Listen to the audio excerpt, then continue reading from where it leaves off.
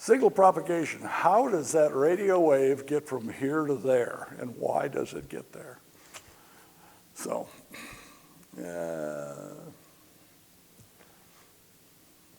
question, okay, okay, Stu, what happens?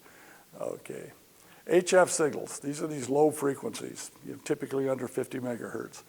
They're most effective for over-the-horizon long-distance communications. They are a very long wavelength, 80 meters long. One wave, remember, that's the wavelength of one cycle, one current or one voltage cycle is 80 meters. That's really long. So it said, well, and how does that get, how is it affected? Okay. We have these layers. They've discovered that we have multiple layers.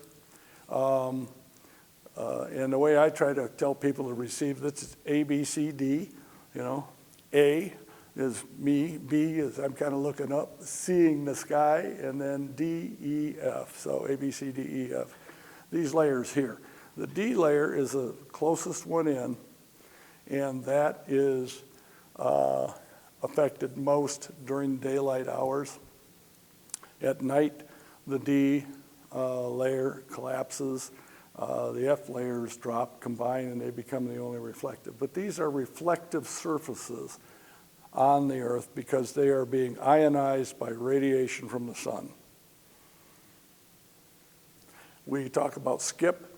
What's skip? Skip is a signal radiating off of one point, leaving the antenna at a fairly low angle of radiation, coming up, hitting one of these layers and bouncing back down. The angle at which it takes off and hits that layer is the opposite angle going back down. Yeah. So you've got 2 points on the globe that are going to be communicating. You'll have a little signal on either side called scatter, but in the middle, no one can hear that signal. It's a reflection. Okay. Next slide. Well, okay, I'll go back one. I jumped ahead on the slide, I can see. Yep. It changes with the intensity of solar radiation. That's why the solar intensity, that's why the sunspot numbers are so important to us. One of the nets I operate on, we have people that every day put that data together and they put out a digital message on it, and we know where to go. There's an adage, it's an old adage, about trying to establish communications over HF. It's, let me get this right now on how he says it. My master sergeant always used to say it to us. It's not propagation, gentlemen. You're on the wrong frequency. So his point is there is usually a frequency available, but dependent on the time of day, propagation, things like that. It's not the propagation. If you're trying to call somebody on a particular frequency or channel and you're not getting them, you're on the wrong frequency for the current propagation conditions and the current time of day. So becoming cognizant of what band conditions are depending upon the time of day and their propensity to propagate on that band is really, really important. It adds a lot more fun than sitting there hollering for 20 minutes and nobody answering. Next slide. There is something called polarization effects. As a signal comes up, and they're showing kind of like, they're showing it in a corkscrew here. Your wave, when it leaves, is pretty much polarized with the way the antenna has it. We have vertical antennas and horizontal, we'll talk about those later, but the wave is leaving your station pretty much in that wave front and that. But as it goes up through the atmosphere, it'll be refracted or bent, and it can be twisted. How fast, how much, depends on the conditions of the bands, the layers it's passing through before it's finally getting back down. This has the propensity to cause a distortion in the received audio. You'll hear it. It sounds kind of funny, and if it's bad enough, it'll actually create an echo. So. There is a propagation condition where your own signal can literally go around the Earth. That will, you'll hear yourself. It's an echo, and it's rare, but it's because of ducting. We'll get into ducting a little bit later here. but it will go literally around the earth and you'll actually hear yourself. And brings up a point when you have beam antennas, for example, directional antennas, pointing directly at the station, shortest route may not be the best radio route. The opposite direction might be. In other words, going around the backside because of the effects of the ionosphere. So that's your friend and your enemy at the same time. Irregular fading, random signals, that's a question right there, and there both are.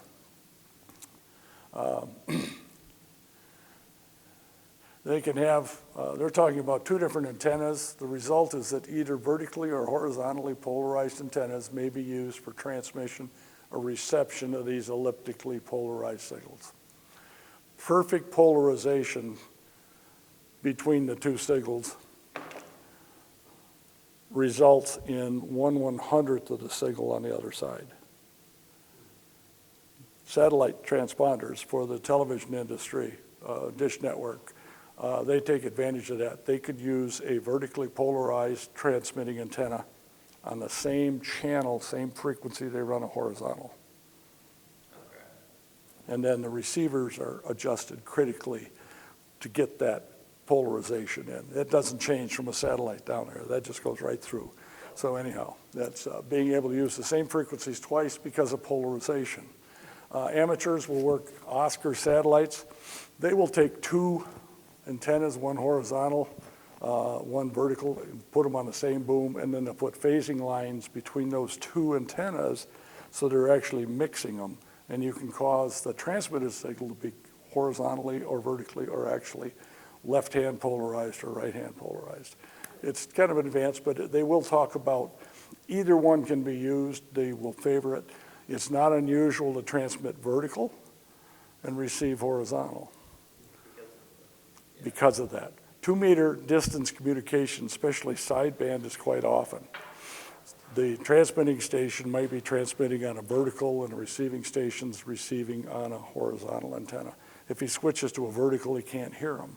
You know, as long as they have that, the polarization is shifted, they can actually create communication. So that's kind of an important thing to know. They do shift, and you may want to use that.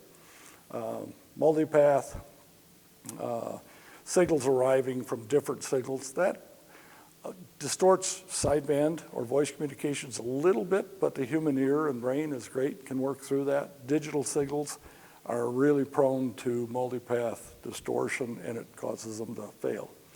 Again, these questions are going to be on there. Next slide. Now we're talking again about skip again here. It's a little bit better explanation, and it shows how the 2-meter band, or VHF, it really doesn't have much of a chance unless there's some unusual situation occurring with the ionosphere. It's going to skip right on through there. It'll cover the local community because your antennas are putting out a field in the community, but it's pretty much limited to good line of sight. The other bands, 40-meter bands, 20-meter bands, you'll see that the angle is pretty much the same. They're showing them as different angles, but they really are pretty much all the same angle until you get up into the higher frequencies where the F2 layer has a little higher angle, so you get a little bit more distance. The point they're making is those layers, depending upon the time of day, will give you good skip conditions, good distant communications, and you need to know what band to be on and what time of day to do it. Again, it's not propagation. You're on the wrong frequency. You gotta find one that's gonna work for you. Sunspots, we have an 11-year sunspot cycle. We're coming out of a peak now. And when the sunspots are real active, they put a lot of energy towards the Earth. That energy ionizes the F2 layer, F1 layer, the other layers, and it causes them to be very reflective. So we get a lot of good skip, a lot of good distance. And that's why you can work Europe on 10 watts with a 10-meter radio. So.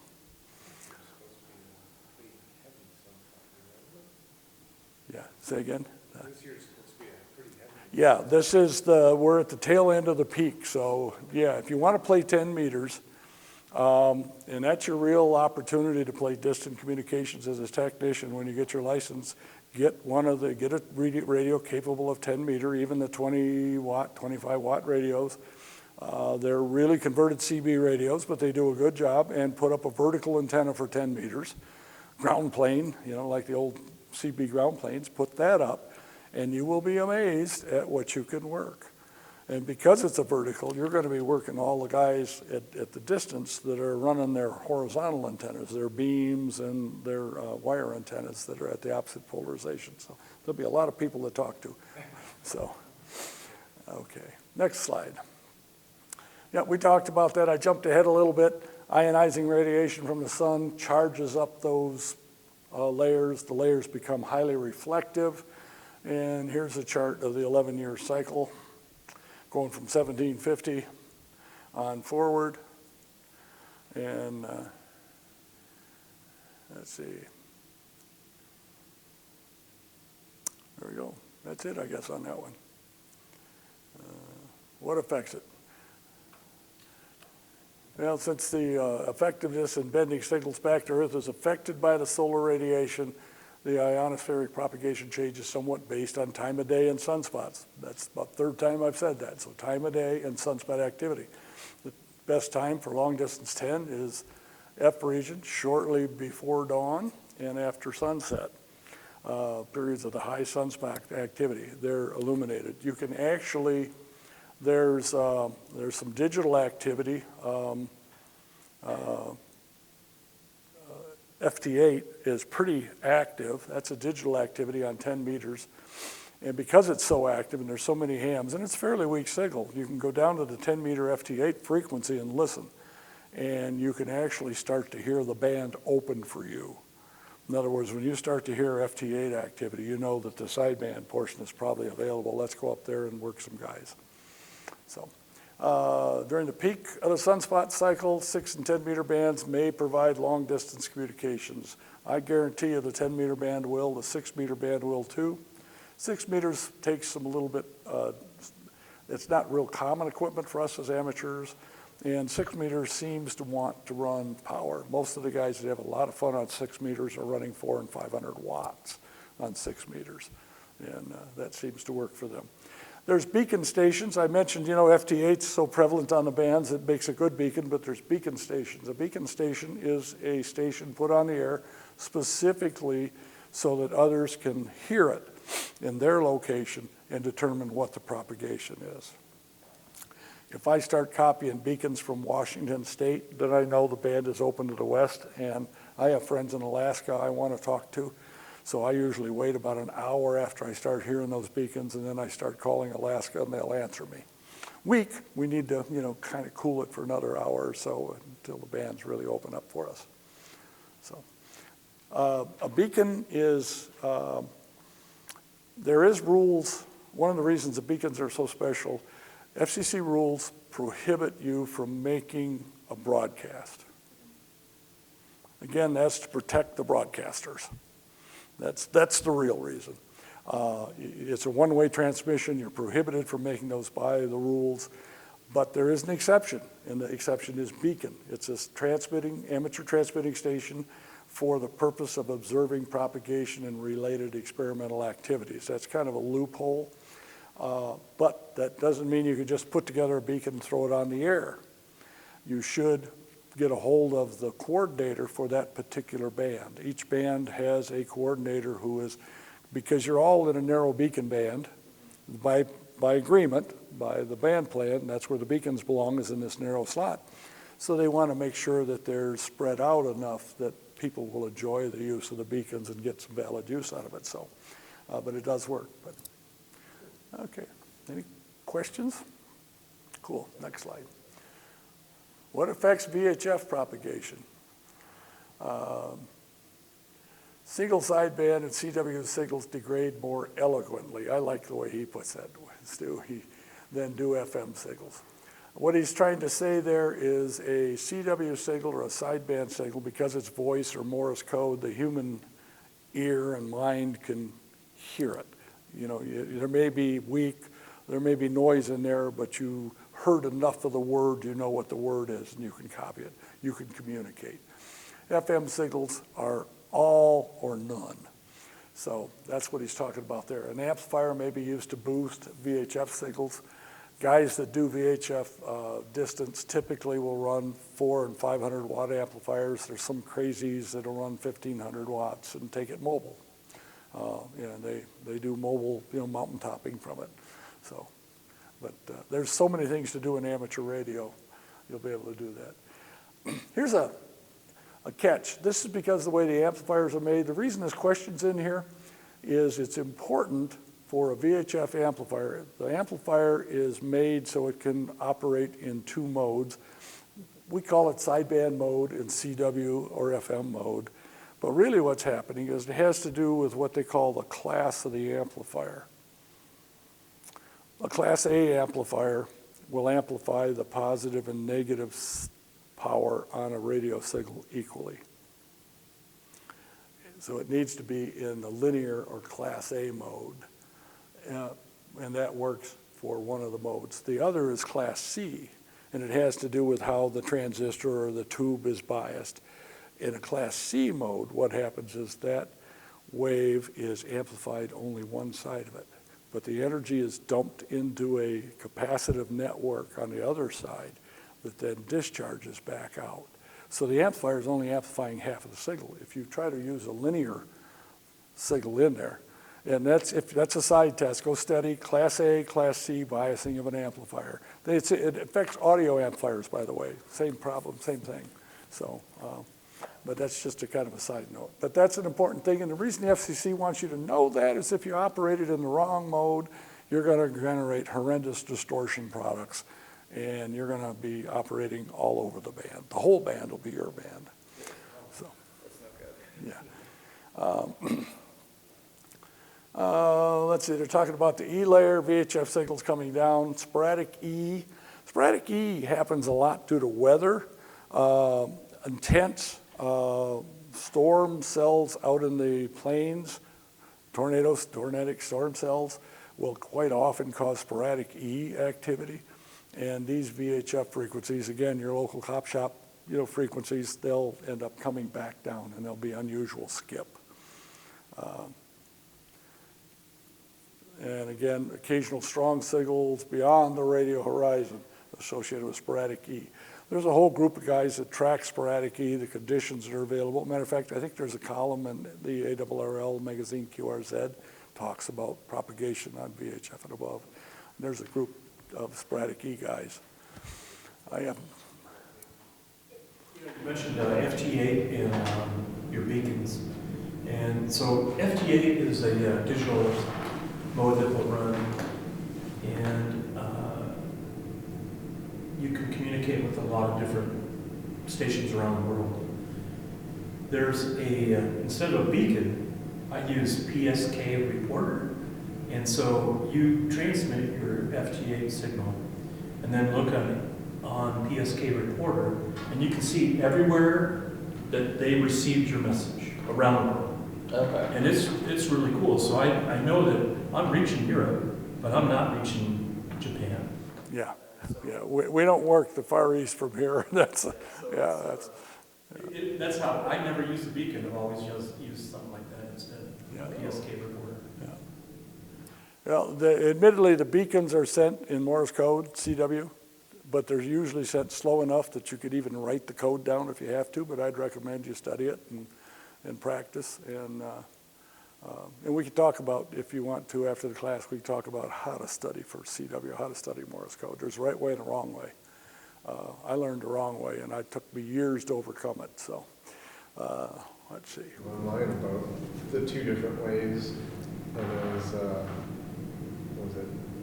You would say the letter a certain way, like apart would be it would be dot, and then dash would be part, and that would be a. And then you go through and do like a phonetic like that. Yeah, that's a quick learning tool, but that will create a barrier for you. There's others, you'll see the Boy Scout manuals used to publish charts that had the letter A with a dit and a da overimpressed on the A. And so the B would be, da, dit, dit, dit. And so you would see that, da, dit, dit, dit. And what happens is when you hear it, then you take it from a sound to an image to your hand. And what you have to do is take it from sound to your hand. So, and that's how they teach it in the Army. I was at an advantage. I almost didn't pass the test for the Army CW school because I had learned it through the Boy Scout manual. I had this thing there. These other guys that had never known code at all, they sat there and they learned it strictly by ear. Just audio. And they learned it that way. They got to the 15 word a minute graduation time a whole 2 weeks before I did, so, okay. This is one of my favorite. I made my living 2 years, matter of fact, in the Army using tropospheric ducting. And what it is it's when a portion of the troposphere, which is a lower level, that's down below D layer, and that's greatly affected by the climate, warm air, dry air. It creates a path or a duct through here. And signals injected into that duct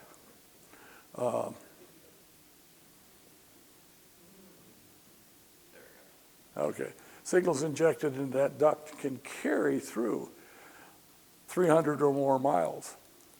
We had what we called tropo radio systems. The radio systems I operated were 300 miles. They were going from the coast of Vietnam to the center of Thailand. We were skipping right over Cambodia. So it was jumping right over. And well, those frequencies we were using were roughly 800 megahertz. But to do that reliably, this was a 24/7 radio. It carried multiple telephone calls. Matter of fact, we had over 600 calls on one of those radio systems. And we required two 10,000 watt power amplifiers at 800 megahertz. So they were two different frequencies. They took half the transmitter power and went vertical on one antenna, horizontal on the other. So we had space, polarization, and frequency diversity, and they had a dozen receivers at the other end, combining all those signals, trying to decide what's the best signal. But it was, we called it AT&T of Vietnam. You could pick up your phone, make a long distance phone call, and it sounded just like you were back in the States. So, but this is ducting. Ducting is fun, it happens. 6-meter ducting will occasionally occur. And I experienced that only once in my life. I was at a commercial two-way radio shop working, and I had a 50 megahertz transmitter roughly. It was in a railroad band. And I was testing the transmitter, and I had a receiver going and somebody else was coming back to me from a remote location, one of the other trains, or a train out on the route. And I answered him, and then all of a sudden I hear this call from California. I didn't know it was California. And that's what turned out when it was a dispatcher in California who was hollering at me for being on his dispatch frequency. And I go like, well, I'm in Saginaw, Michigan, I'm working for the CNO, what are you doing, So, but anyhow, it was interesting. And I found out later that's what was an example of the ducting. So it is. Optimal weather pattern made it possible. Yep. So let's see, next slide. What affects VHF? We were talking about VHF, this is UHF. We have the same thing here. We're dealing, again, with the same problem. The RF transmission is just going to go right through those layers. It's not going to give us any real skip normally, except under abnormal conditions like ducting and sporadic E. So that is a question. Not propagated by, what affects UHF? Not propagated by the atmosphere. It goes right on through. VHF and UHF, they both go right on through. Knife edge diffraction. That was actually used. We used it in Vietnam. I don't know of any other. We had UHF, they were 400, 500 megahertz channels. They had 24 voice channels on one 400 megahertz system, 24 individual voice channels. We had mountains that we were talking about putting repeaters up on the mountain, and they discovered that if they properly aligned the antennas and pointed it at the top of that mountain, and they actually went up and took some vegetation off too, which helped a lot. We didn't need a site up there. We didn't need to have people on the top of the mountain running a radio site. We could use knife edge diffraction. The station on the other side had to be moved 30 miles closer in, but that was much better than having to have someone on the top. So it's an interesting, that'll work in cities. Occasionally that kind of propagation will occur around tall buildings. They will also do a technique, it's not referenced here, but it's called the billboard effect. You can actually get a signal being bounced off the side of a reflecting surface on a building. A lot of the energy is being absorbed or scattered, but enough of it comes around the corner that, yeah, you can, you can talk. You've got communication, so that's pretty interesting. Next slide.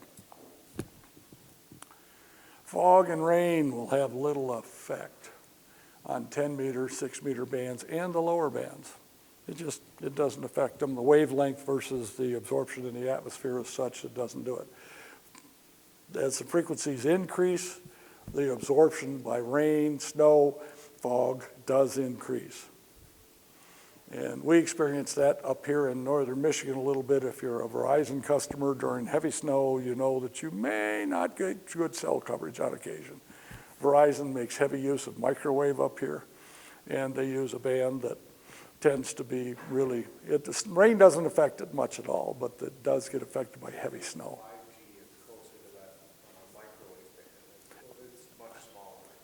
Yes, it is, yes. It makes it harder for it to go through. Yeah, the 5G, what frequencies? T-Mobile's in the 600 megahertz range, but AT&T, I think, is up in that 65. Well, so I have 5G on my FirstNet, and that's running 600, 700 Megahertz. So that's on lower frequencies. Those aren't microwave. What I'm talking about is 24 gigahertz is what Verizon uses to link their cell towers. Rather, they don't have fiber in the ground yet. They don't buy facilities from the local phone companies. They run a microwave shot from tower to tower to tower to tie everything back to their base unit. And that 24 gigahertz, that's up in the upper microwave. And back when I was a microwave technician, we thought 24 gigahertz was pie in the sky. We were having enough trouble making 11 gigahertz work. And, they're talking about 24. But that's what they're using now practically and carrying a lot of data capacity at those rates. So it's, it's good for them. Okay, next. Vegetation has more effect than you think. And on the lower UHF frequencies, especially 70 centimeters, it is small and doesn't significantly impact it. But again, it's more at more microwave frequencies. But you will experience it if you're in a dense wooded area and you move out of it. All of a sudden, you realize you really have better communications. It's enough that it's noticeable. One of the things we have has a much smaller frequency. It's 33 centimeter area. Okay. Is where it's supposedly supposed to work. Yeah. And they're basically like line of sight walkie-talkies, radios. Yeah. And I guess effectively that means that they probably get affected by vegetation too. Yeah. Not as bad, but it would affect it. That range and that type of radio sounds like it is more of a line of sight radio. So. And there's advantages to that, by the way. When you're deploying those frequencies, usually you're trying to create a point-to-point communications. And you want it to be good, but you want it to die as soon as it can because you don't want to bother anybody else either. In other words, they can reuse it. So anyhow, let's skip on that. Okay. Pretty much got that. Again, back to the old thing. It's not propagation. You're on the wrong frequency. And that's just his old Sergeant Zully way of saying that, you need to pay attention. Back then, we didn't have the WWV propagation, telling us what the solar index, smooth index was. We didn't know how to use that number anyhow. But we learned that at this time of day, we needed to move to this frequency or move to this frequency or move to this frequency. The Army would give us a chart of frequencies we could operate on. And yeah, they started at 1 megahertz and went on up to 24 megahertz roughly, and we had to pick the one that was going to work.